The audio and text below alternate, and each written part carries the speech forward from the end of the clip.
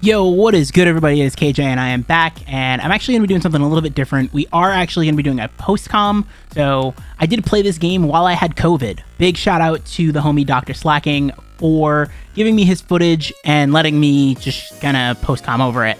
I do have the matchup on the screen right now. We're not going to do like a crazy team builder. I honestly can't even tell you why I brought whatever team I brought. Like, so many different things. I was just like, I've been completely out of it. I was laid up for multiple days. So we are going to jump into the game. And again, please go check out Dr. Slacking. He has been super awesome. But we're actually going to get into the game right here. So he leads with the Iron Thorns, and I lead with Gholdengo. And my thought here is I just want to get damage off on this. I want to get damage off on this thing. I don't know what this thing's going to do. I don't want it to DD if it can DD. I don't want any kind of setup sets. I saw that it wasn't booster energy, so I'm thinking, okay, maybe it's like it could be potentially a weakness policy set or something like that. So I'm kind of keeping that in mind, and that's why you'll see I don't end up clicking Focus Blast. I end up clicking Shadow Ball here.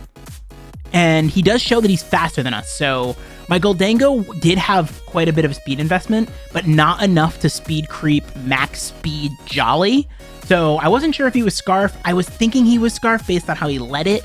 So then he goes into the Grimmsnarl on the following turn, and I decided to Shadow Ball again. But here I'm thinking he's going to get screens up, so I do want to just punish screens as much as possible. So I click Make It Rain.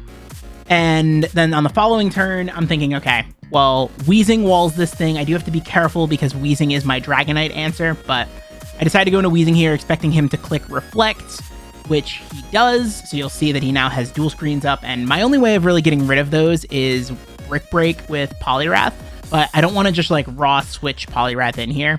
So he decides the Parting Shot, and that makes sense, like for him to get himself the momentum back. And at this point, I'm like, all right, well, I just click Toxic here. Anything that comes in doesn't want to take a Toxic. And sure enough, we get a Toxic on the Iron Thorns. So now I'm thinking he's probably going to sack this thing off. But I'm expecting he's probably thinking I might go into Ogerpon. So I decide to actually switch into our Gholdengo, thinking that he's probably going to do something like Rock Slide or Stone Edge or something like that. So he does end up opting to click Rock Slide, which is really good for us because Gholdengo eats that. And now we can either kill with Shadow Ball, depending on the roll, or kill him via the toxic damage. And you'll see that Shadow Ball doesn't actually pick up the kill because we aren't really invested in special attack. But we do get the kill with the poison, so that is pretty clutch.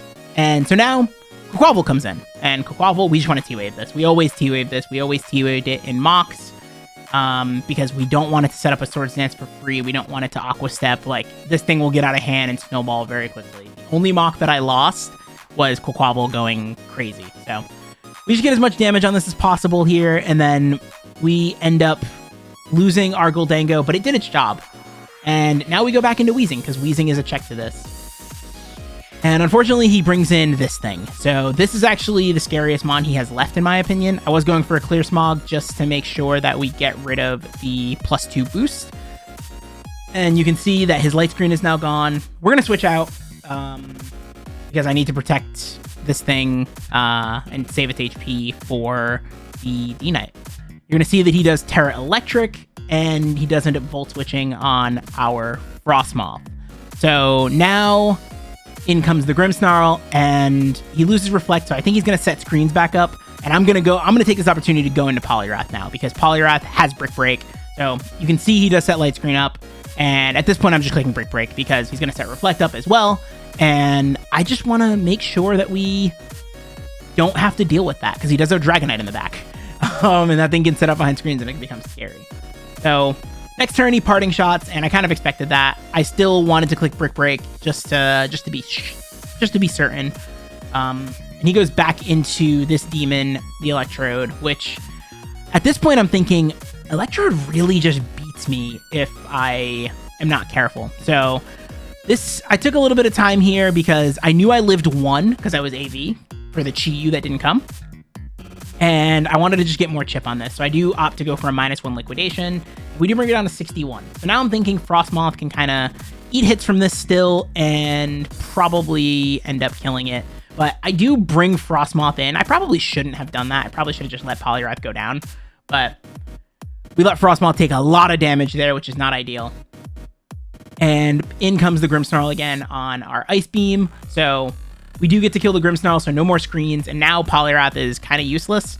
And in comes the Electrode again. So Electrode comes in anytime and just Volt Switches and kills something, which is unfortunate. But this gave me an opportunity to get Ogerpon in, so that's what I wanted to do. And obviously he comes in with the Espathra.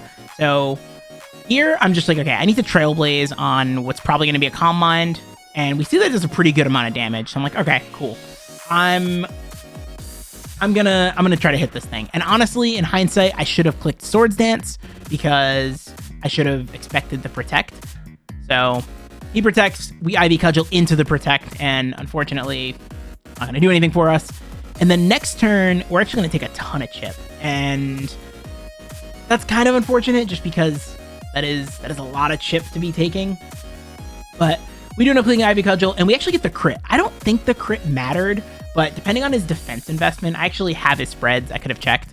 But in comes the Dragonite, and now the reason why this is important is because this Play Rough would have killed had I Swords Danced. So if I SD'd on that Protect turn, Ogerpon, as long as it lives the next, like, he would have had another boost, but as long as it lived the extra boosted stored power, which I'm pretty sure it did, he would have had to come in and immediately E-Speed this, which would have meant that Gren could have come in and just done a ton to this afterwards. So yeah, because it would have put him in a situation where he could not have clicked Dragon Dance here, which you're going to see that's what he did.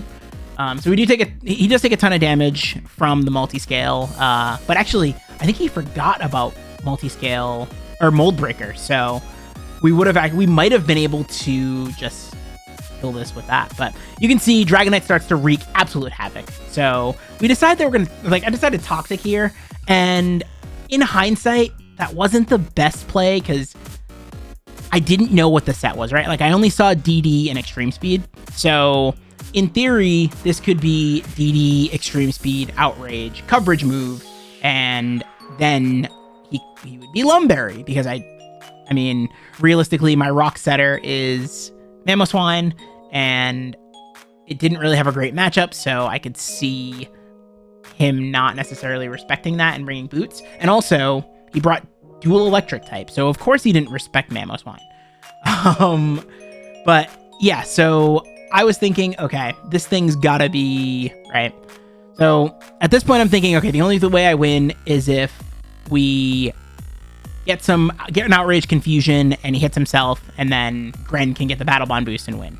So does get confused, which is really, really clutch because, and I guess getting rid of the Lumberry does help there, which is nice. So Gren comes in, and you can see Gren is actually going to be faster than a +1 Dragonite.